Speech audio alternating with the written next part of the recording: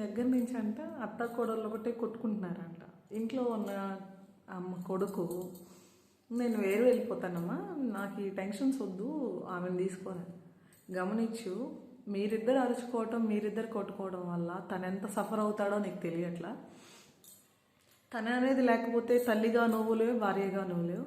So అది అర్థం చేసుకొని నువ్వు తనకు ఎంత ఇంపార్టెన్స్ ఇవ్వాలో తనకు అంత ఇవ్వు. అత్తను ఎలా చూసుకోవాలో అంత ప్రేమగా చూసుకున్నావు అంటే నువ్వే ముందుంటావు. కాదు నాకు నా భర్తే కావాలి, నేను వెళ్ళిపోయి ప్రశాంతంగా బ్రతుకుతాను అంటే ప్రశాంతంగానే బ్రతుకుతావు.